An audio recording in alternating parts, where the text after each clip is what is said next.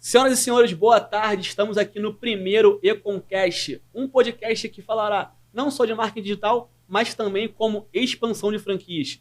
E hoje estou aqui com meu amigo Luiz, o cara que é o nosso gestor de projetos, o cara que manja aí de dar segmento ao processo na hora de, desde o onboard até toda a parte de comercial, a parte de vendas.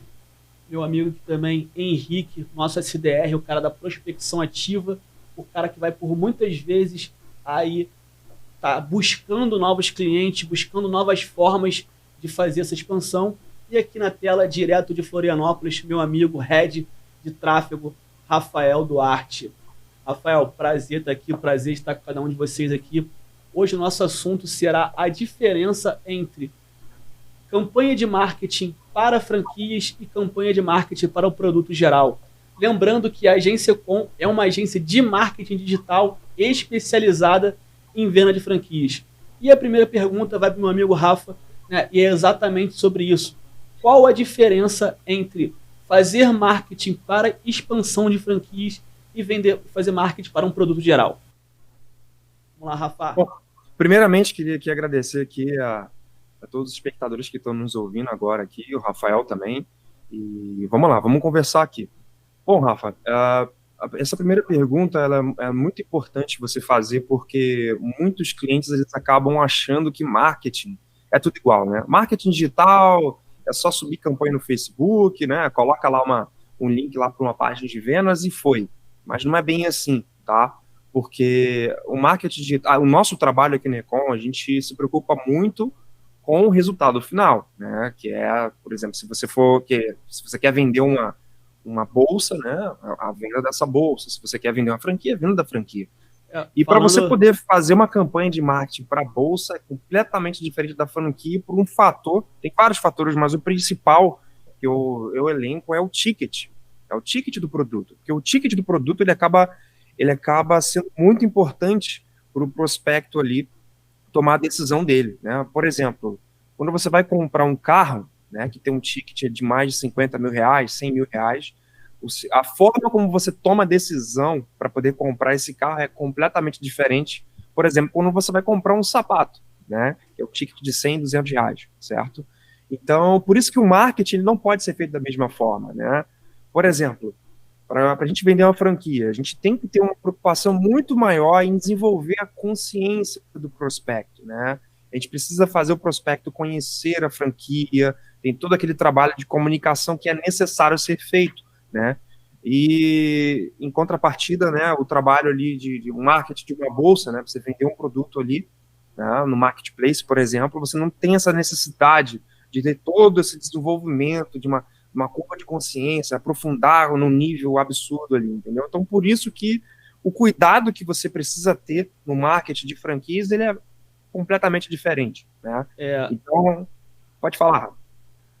Assim, compreendendo o que você está falando, né, mostrar para o cara que ele vai ter uma franquia que fatura 5, 10, 50, 100 mil reais não é tão relevante quanto mostrar para ele de que forma a franqueadora vai pegar a mãozinha dele, subir degrau por degrau e levar até esse extremo aí de vender 100 mil por mês, 1,2 milhão por ano, né? Então, a comunicação se torna muito relevante nesse momento. E a próxima pergunta é justamente sobre a comunicação.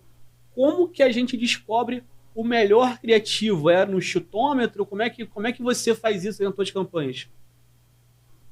Não, olha só, para a gente poder descobrir comunicação, primeiro passo, né? A gente tem um processo aqui de conhecimento que a gente passa com o nosso cliente, né? Existe uma série de entrevistas, enfim, que a gente faz com o cliente da franquia para entender melhor ali como é que funciona a comunicação, como é que funciona ali a comunicação dele interna e tudo mais. E depois disso a gente desenvolve aqui uma estratégia baseado nessa pesquisa, nessas entrevistas que a gente faz com o cliente, uma estratégia ao qual a gente faz vários testes de criativo, né?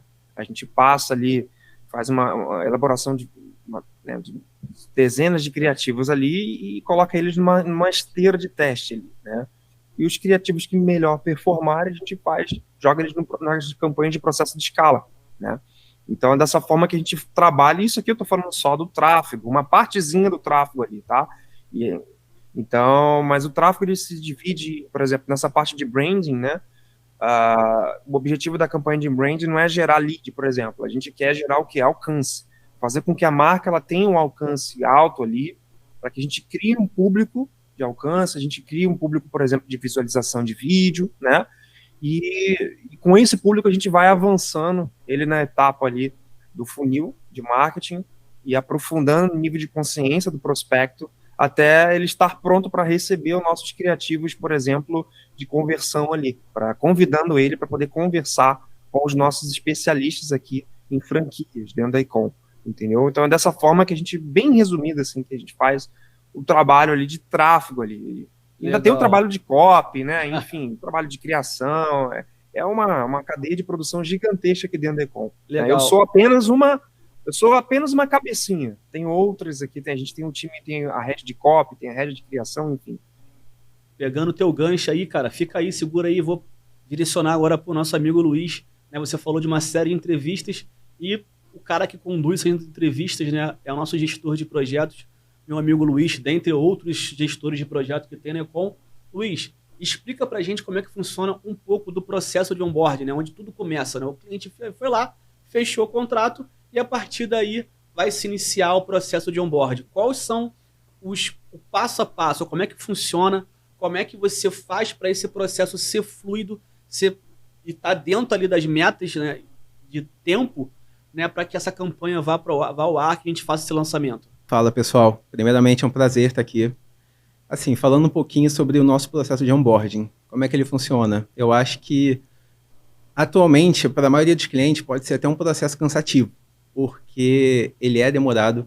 Geralmente, pode levar, assim, em torno de 1h30 até 2 horas, dependendo do cliente, dependendo, assim, do grau de perguntas e complexidade que a gente possa ter com esse cliente. Então, assim, o onboard é o primeiro contato que, na verdade, toda equipe tem com o cliente depois do comercial ter, de fato, fechado um contrato, né? Então, a gente precisa, assim, conhecer o cliente ali dos pés à cabeça, né? A gente precisa saber tudo que ele tem, tudo que ele precisa, tudo que ele espera da campanha também para atingir as expectativas. Então, a gente faz uma espécie de questionário bem longo com ele. A gente apresenta a equipe, a gente conhece um pouco da história dele. E justamente esse questionário que a gente tem, ele é bem longo, ele é bem completo para a gente conhecer todo o grau, assim, tanto de passado do cliente e do que ele quer para o futuro e também toda a parte que ele espera de copy, de layout, se ele já tem alguma referência, para a gente poder ter um direcionamento. Se a gente não tiver um onboard bem feito, já vai começar a dar errado na etapa de estratégia e vai continuar dando errado na etapa de produção. Então, assim, a gente tem que ter esse contato bem minucioso com o cliente para ter, assim, um bom direcionamento para a gente seguir. Legal, né? Então, a partir do onboard que a gente vai extrair ali todas as questões para que a campanha, a estratégia seja montada, né? Aí participa já todo o time, né? Já vai lá o time do Rafa, o time da Ilana, né? O time até mesmo o time do comercial, e daqui a pouco vou passar aqui também para o Henrique, né? Para poder entender qual é a real necessidade do cliente que ele está esperando e poder fazer aí, ir ao ar com essa campanha, é isso? Exatamente, né? Porque, assim, o cliente, quando ele está entrando, geralmente a gente não tem tanta informação dele, né? A gente não conhece muito. E a gente precisa, principalmente, entender as expectativas do cliente e dali a gente já vai partir para a criação de estratégia, criação de conteúdo, criação de todo o material para a campanha, para a gente ter, assim, todo o direcionamento de forma mais assertiva. Claro que durante a campanha a gente vai atualizando o material, a gente vai otimizando toda a campanha, tudo que já foi feito, a gente vai atualizando para buscar melhores resultados, mas o onboarding é justamente fundamental para a gente ter esse primeiro contato e conhecer tudo que a gente pode entregar de melhor para o cliente. Legal, legal. E assim, cara, depois que a estratégia é criada, como é que é feito esse processo de aprovação entre Econ e o cliente? O cliente tem que aprovar, ou o Econ vai, joga aquele negócio no ar e é isso aí? Como é que funciona? Nada, jamais. É até um processo, às vezes, pode parecer burocrático, porque assim, a gente tem a primeira etapa de produção, e aí quando a gente recebe um primeiro material de cópia, por exemplo, a primeira pessoa responsável pela aprovação é o gestor do projeto, passa por mim, depois disso, volta para o copywriter, caso tenha alguma mudança a ser feita. E aí depois vai para o gestor de tráfego, depois a gente tem uma nova etapa de revisão, depois vai para o cliente, e aí a gente põe de fato para produzir.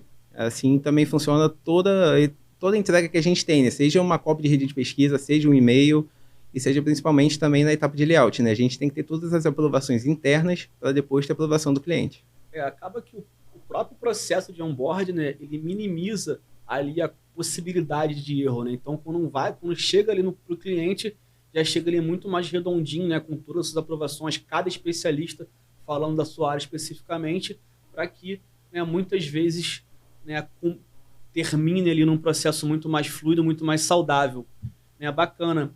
E, né, toda campanha ela tem um intuito, né, de normalmente tudo que a gente quer é vender, né, independente do segmento que a gente esteja, né? E eu tô aqui, né, também com o Henrique, que é o meu camarada aqui do comercial SDR, né? E o Henrique é uma peça dentro do Econ que ele traz um baita diferencial, né? A maioria das agências ela só trabalha ali com aquela campanha online, né, esperando com que o cliente venha até fazer a compra sozinho, né? E no caso aqui do Henrique da prospecção ativa, ele vai até o cliente, ele descobre onde está esse cliente, ele faz lá os mecanismos dele, todo aquele emaranhado, né, para chegar até o cliente, descobrir quem é um potencial cliente para o nosso cliente, no caso.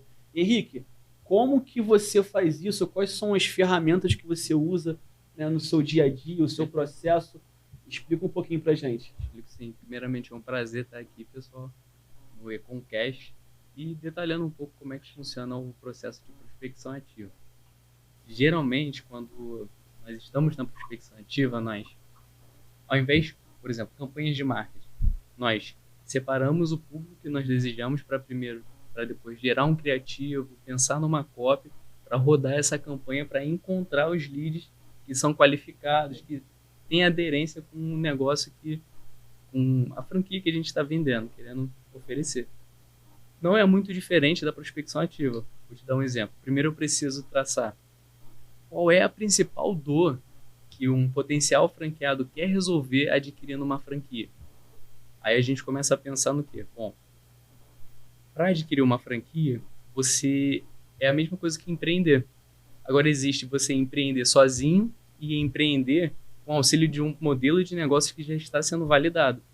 Então, quando a gente pensa em ir atrás de franqueados, nós pensamos o quê? Empreenda com um risco menor. Por exemplo, de acordo com o IBGE, Rafa, para você empreender sozinho hoje no mercado, você está lá desbravando aqui no mercado brasileiro, a taxa de você fechar em 5 anos, de não conseguir aguentar, é de cerca de 30% dos negócios fecham. Agora, quando você está num processo de franquia, quando você tem uma franquia, essa taxa cai para menos de 3%. Tá entendendo? Já dizia o poeta, né? O Brasil não é para amadores. Exatamente, entendeu?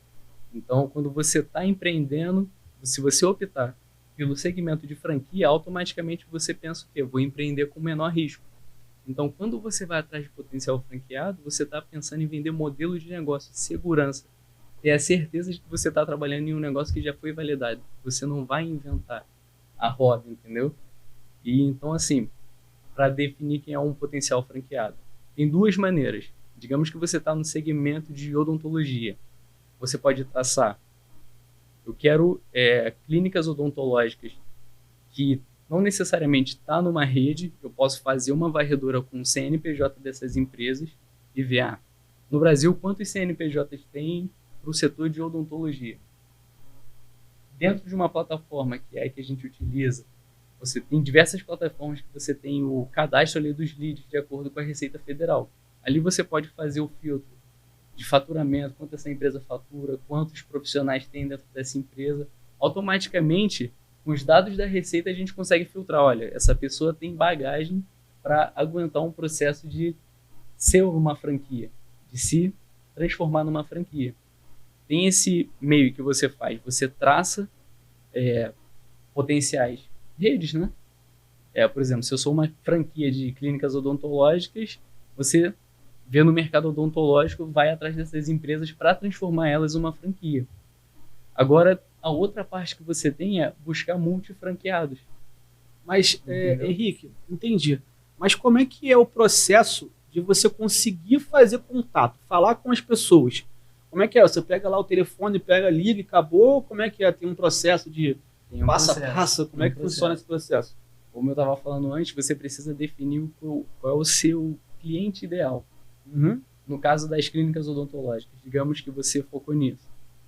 Eu quero clínicas odontológicas que faturem a cerca de R$250 mil e que tenham até 10 funcionários. Você, na plataforma que você desejar, que filtra os dados da Receita Federal, você monta uma lista.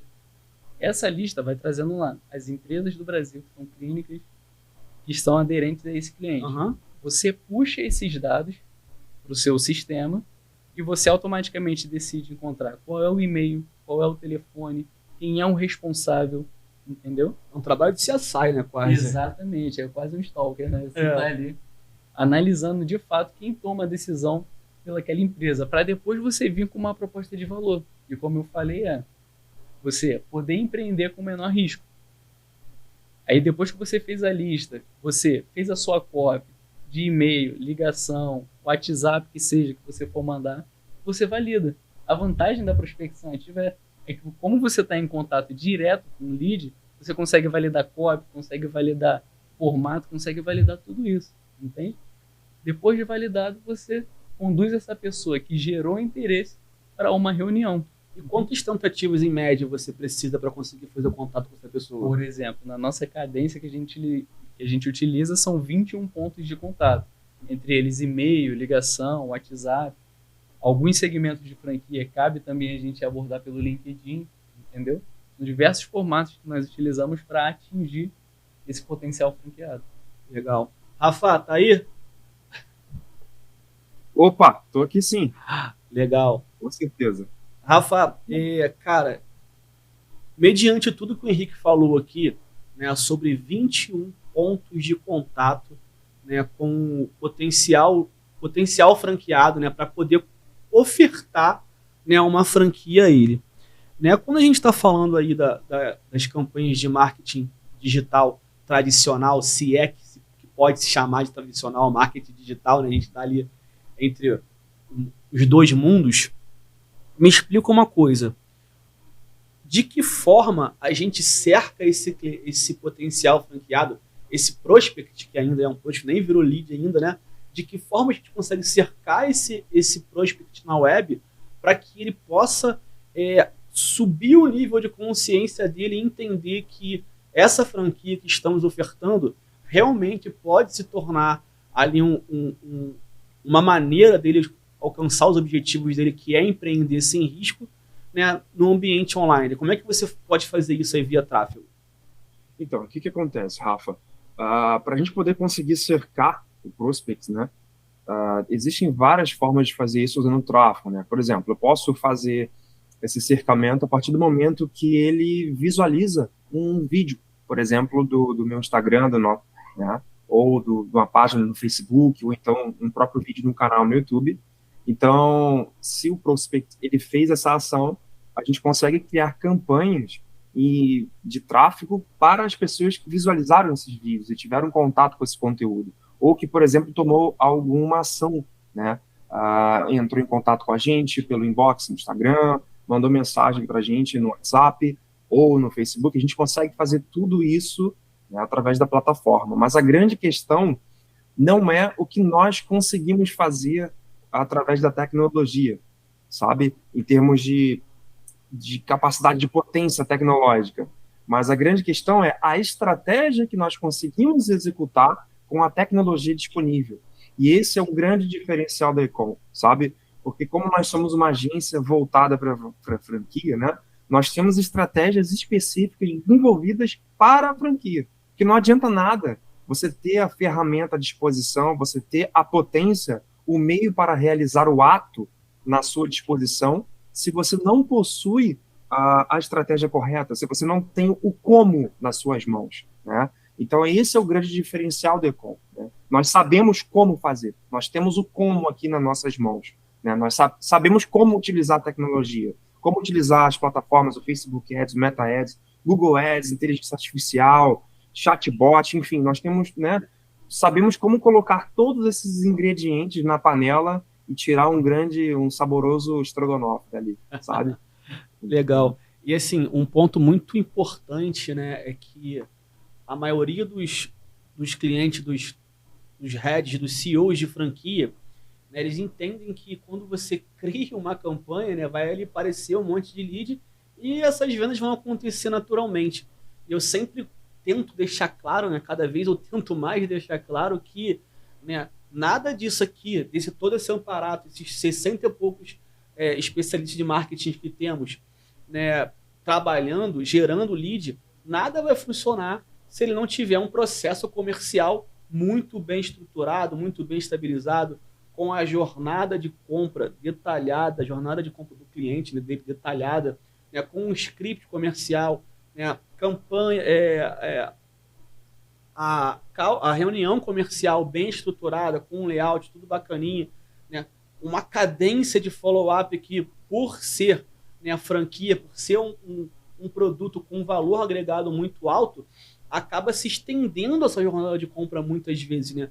Que muitas vezes esse está sendo o dinheiro da vida do cara. O cara tá pegando essa grana que é uma rescisão, tá vendendo um imóvel, vendendo um carro, é uma herança talvez, é uma aposentadoria.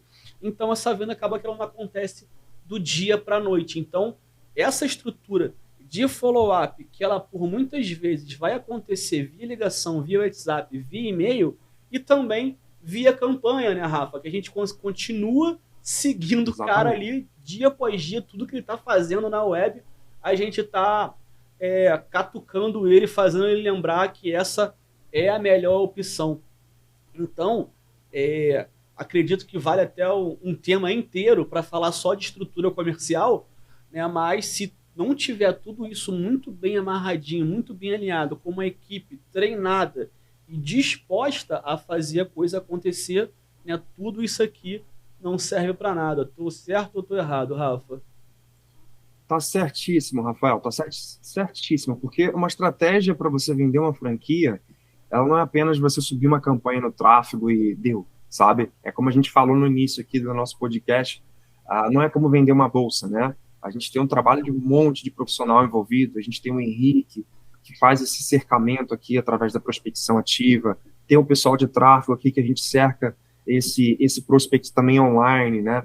E, enfim, e tem o pessoal que faz o gerenciamento de todo esse processo. Então, é um trabalho de uma engenharia, digamos assim, né? Por isso que não adianta você querer pegar um profissional aí que sabe fazer tráfego e pede para ele subir umas campanhas ali que ele vai conseguir vender as franquias para mim. Mas não é assim que funciona. O tal de urgência, né?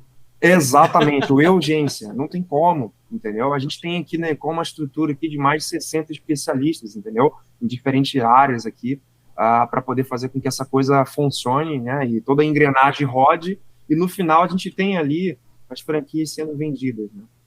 Inclusive, né, o Rafa tá na televisão justamente por isso, que nós temos uma estrutura de mais de 60 especialistas. Era impossível a gente conseguir 60 especialistas em marketing digital dentro do Rio de Janeiro. Então, nós estamos aí em todo o Brasil, até fora do Brasil, né? Temos lá a Patrícia em Portugal, o Rodriguinho na Irlanda. Então, assim, a gente realmente criou, né, um ecossistema voltado à expansão de franquias com especialistas e nenhum curioso, né? Que aquele cara que fala, que diz que faz, acontece, vai fazer sozinho, vai fazer o mundo sozinho, né? A gente até brinca, né? Com a gente com mais de 60. É difícil. Imagina um cara tentando fazer isso, ou um head de expansão tentando fazer isso. Né? Eu até brinco. Né? O CEO de uma franqueadora que paga um head comercial para fazer qualificação de lead, o cara tá rasgando dinheiro. Né? É muito mais fácil ter aqui uma equipe externa, né, onde vai ter um profissional realmente qualificado, um profissional realmente treinado, que vai estar ali sendo monitorado por uma outra equipe, né, diariamente, para chegar para ele aqui, ó, toma aqui, ó, o seu lead aqui, nem mais lead, né, aí já se tornou de fato um potencial franqueado. Vai lá, faz a reunião com ele, né, e marca o teu gol aí, anota mais uma franquia pra gente. Isso, Rafa, é algo também que costuma impressionar os clientes desde a etapa de onboarding, porque assim, a gente tem toda uma equipe para apresentar, Dali, geralmente, o cliente já fica com aquela sensação de que, assim, ele tem uma pessoa cuidando de cada etapa do projeto dele. Porque a maioria era acostumada a lidar com esse tipo de urgência, de ter um único profissional, 2 no máximo, assim, e não ter proximidade com uma equipe grande. Então, até às vezes, a gente tem um contato com o cliente, seja num grupo, a gente está em comunicação com ele, ele consegue diretamente tirar uma dúvida com um copywriter, com um designer, e a pessoa já responde ele diretamente. A gente tem toda essa equipe interligada, em contato com o cliente, e que mostra esse papel, assim, que a gente é muito grande, nesse sentido de oferecer um serviço tendo um profissional para cada área, sabe? E legal que na Econ, né, o cliente consegue falar com a gente via e-mail, via WhatsApp, ele no grupo, no particular, no aplicativo da Econ. Nas reuniões. Nas reuniões, e aquilo, né? Não dá para esconder nada. Nossos diretores, nosso CEO ficam no grupo do WhatsApp, né? Então, qualquer puxão de orelha ali vai direto no cara, né, no manda-chuva, e ele já chega em cima da gente com muito mais. E a ideia foi justamente essa, né? Trazer fluidez, trazer velocidade, né? Que tudo fique às claras ali, ninguém esteja ali omitindo nenhuma informação, né? Escondendo nenhum resultado, né? Que, além de tudo, ainda tem isso, né? Tem os dashboards online que o cara consegue, nossos clientes conseguem entrar ali e ver o resultado, todas as métricas da campanha, todos os números, não tem lead escondido, não tem lead transferido. Rafa, tem até uma história bacana aqui que aconteceu esses dias, né? A gente tem mania, né, de estar entrando em tudo que é campanha para saber como é que está funcionando os processos e tudo mais. Cliente oculto. É o cliente oculto.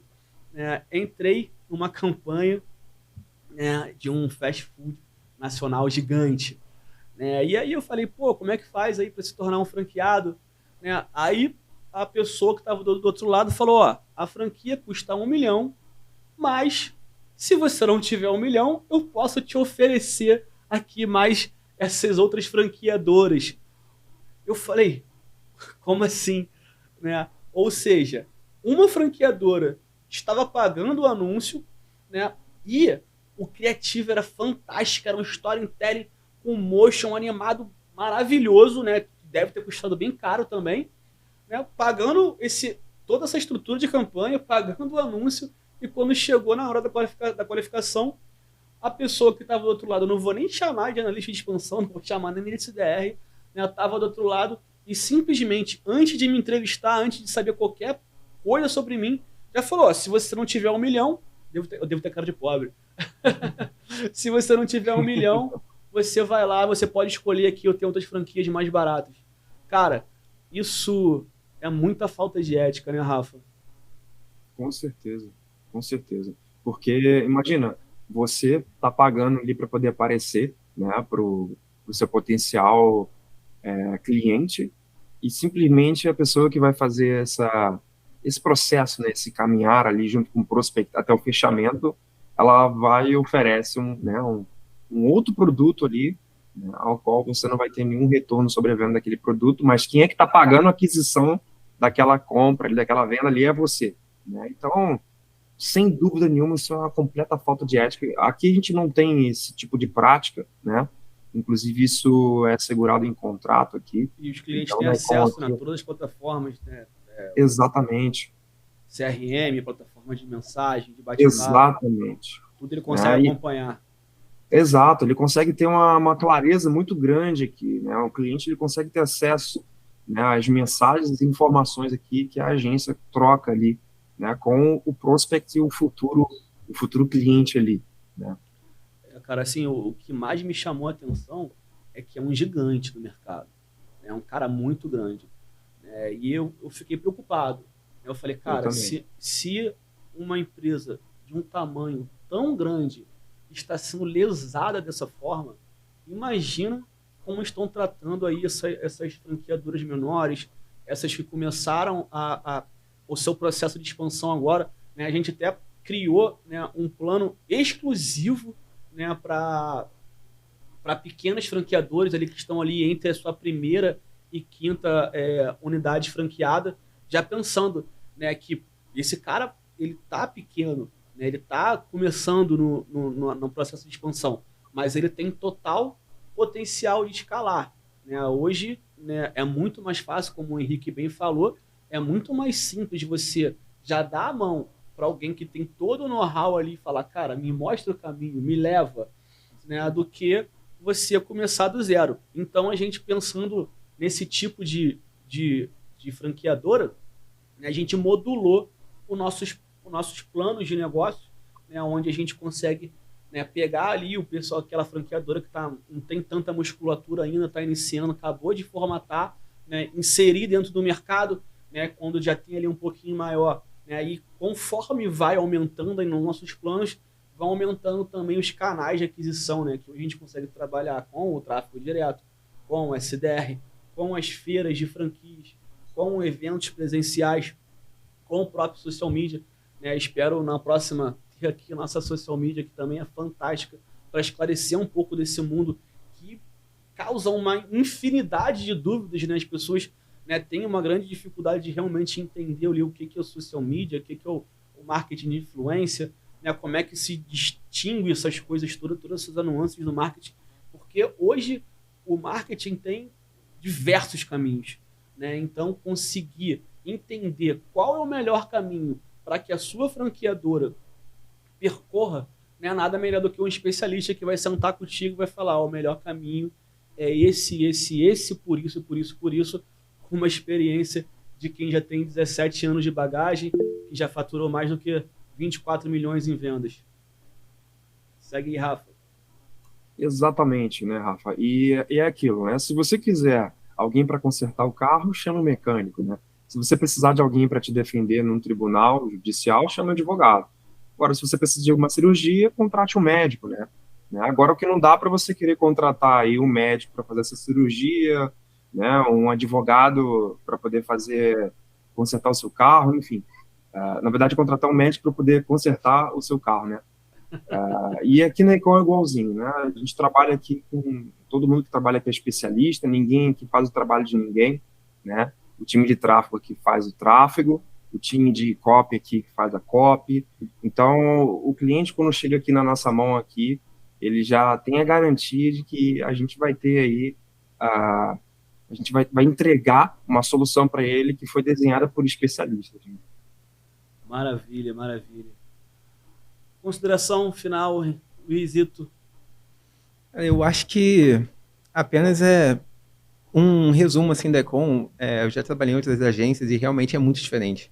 A questão da organização, dos processos, desde a entrada do cliente, até a gente não só ter a campanha no ar, mas a gente ter a campanha funcionando e atingindo as expectativas do cliente, é fora do comum, sabe? É totalmente fora da curva de acho que qualquer agência que eu já tenha tido contato assim. Então, acho que isso é o diferencial, claro, da Econ. Legal, legal. Maravilha. Esse foi o Econcast. E aqui é menos conversinha e mais conversão.